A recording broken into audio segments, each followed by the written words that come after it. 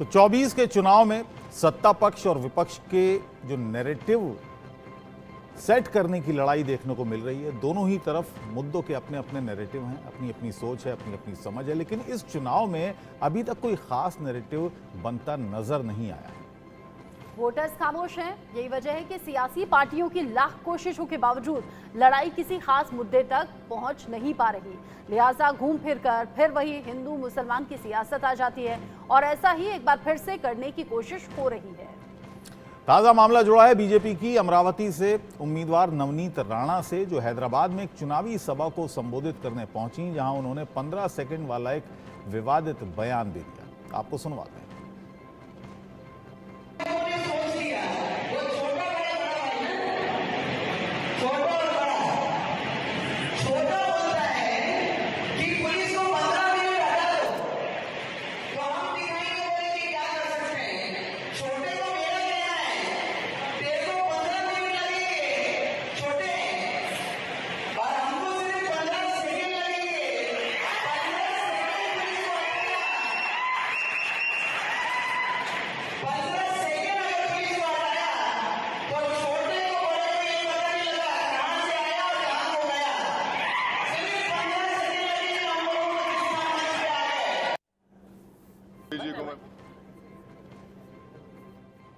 Second दे दीजिए। आप क्या करेंगे? अखलाक का हाल करेंगे?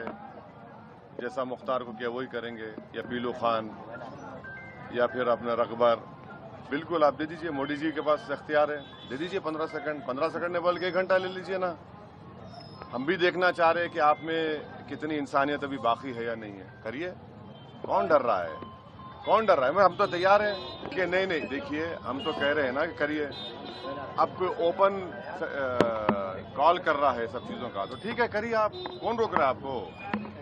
दिल्ली में प्रधानमंत्री आपका, आरएसएस आपकी, सब चीज आपका है, करिए।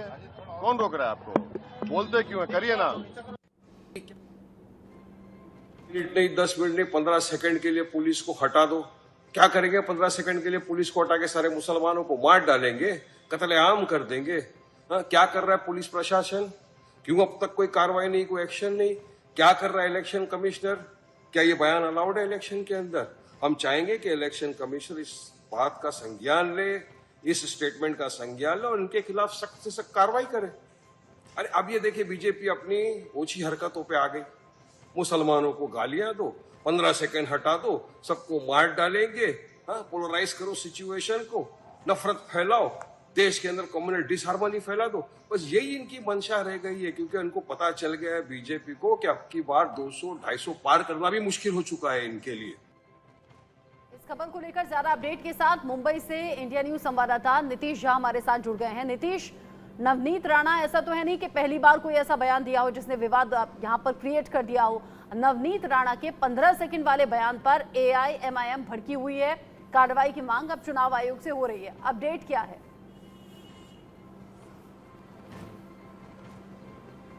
जी बिल्कुल, देखिए, ये जो हैदराबाद से सियासी पारा चढ़ा है, ये सिर्फ हैदराबाद तक रुकेगा नहीं, ये महाराष्ट्र और पूरे देश में हो रहे लोकसभा चुनाव पर जो है इसका असर अब देखने को मिलेगा।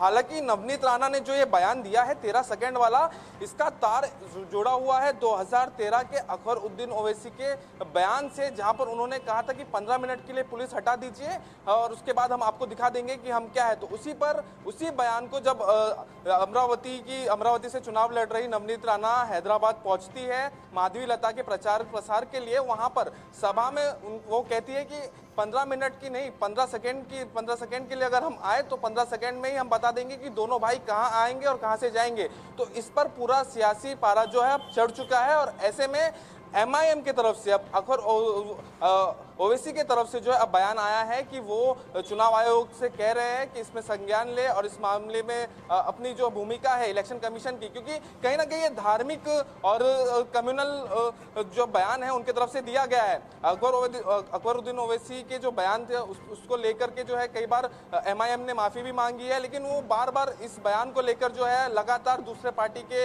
नेता लगातार MIM पर और ओवैसी पर हमलावर रहे हैं। ओवैसी ने इस पर पलटवार करते हुए आज जो बयान दिया है, चर्चा आज भी होती है। वहाँ 15 मिनट को लेकर बयान था, यहाँ 15 सेकंड को लेकर बयान है। एक्शन होगा क्या? नियम क्या कहता है?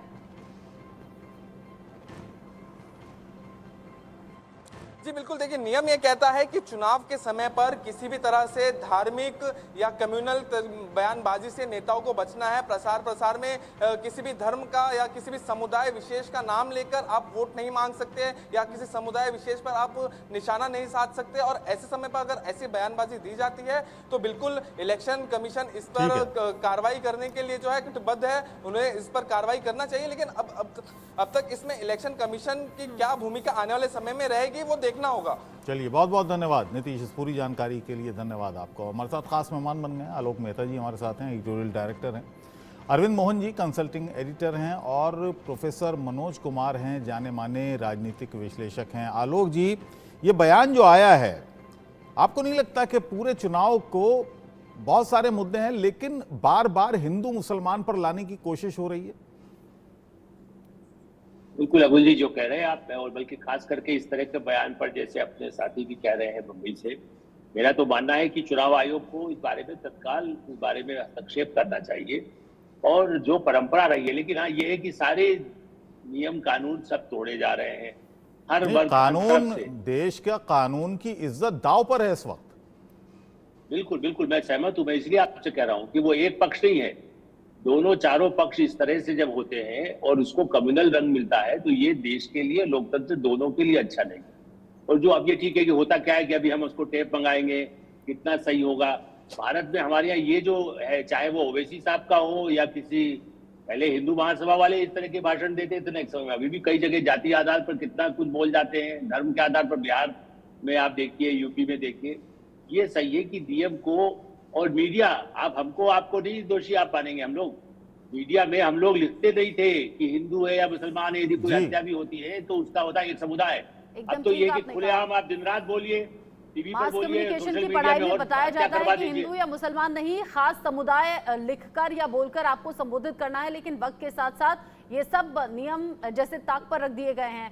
अरविंद मोहन सर, अगर 15 मिनट वाले बयान की आलोचना आज तक हो रही है तो 15 सेकंड वाले बयान की आलोचना नहीं होनी चाहिए क्या? एक्शन नहीं होना चाहिए क्या?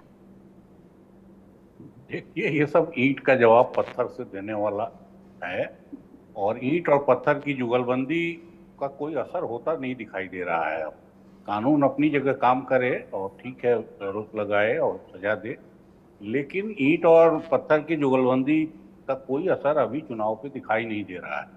और नवनीत राणा कौन चीज़ है और ओवैसी क्या चीज़ है, ये तो अलग चीज़ है। कुछ प्रधानमंत्री इस चुनाव को हिंदू मुसलमान करने की कोशिश कर चुके और उसका भी कोई असर कहीं दिखाई नहीं दे रहा है, क्योंकि ये नाटक काफ़ी हो चुका है और इस नाटक को लोग अब समझ गए हैं कि असल में ओवैसी का बयान क्यों आता है, नवनीत राणा का हनुमान चालीसा पाठ क्यों। अब पता नहीं वो अब हनुमान चालीसा पढ़ती है कि नहीं पढ़ती है, क्योंकि एक दफ़े हनुमान चालीसा की ऐसी बेचैनी हो गई कि वो बॉम्बे में पढ़ेंगी, चीफ मिनिस्टर निवास के सामने पढ़ेंगी। अब ये नौटंकी सब असल में मुल्क समझ गया। तो प्रोफेसर मुल्क जो है जी, मेरे ख्याल चुनाव में अब इन चीज़ों का कोई असर दिखाई नहीं दे रहा है, ठीक है। इसलिए ये खुद ब खुद पीछे हो जाएंगी। लेकिन उससे कानून के जो भी लोग हैं जिनको ये रखवाली करनी है, जिनको इनकी चिंता करनी चाहिए, उनकी ड्यूटी खत्म नहीं होती, उनको तत्पर होना होगा जिससे इस तरह की कोशिशें न हो। और बीच चुनाव में ऐसे आके हैदराबाद जैसी जगह पे और इतने सारे कैमरे और उसके सामने ये बयान देना, ये तो सीधे सीधे पनिशमेंट की मांग करता है। इसमें बहुत ज्यादा नहीं, ये जानबूझकर दिया गया बयान है ताकि 2012-13 का वो वीडियो एक बार फिर सतह पर आए और लोग उसको देखें। हालांकि उसमें वो जेल जाना पड़ा था अकबरुद्दीन ओवैसी को। प्रोफेसर मनोज, 2 घटनाएं हुई और दोनों ही हैदराबाद में हुई। मेरा सीधा सवाल कि क्या ये अश्लीलता थी राजनीतिक रूप से? एक माधवी लता का वो इशारा जो उन्होंने तीर चलाने का किया मस्जिद की तरफ, और अब ये बयान।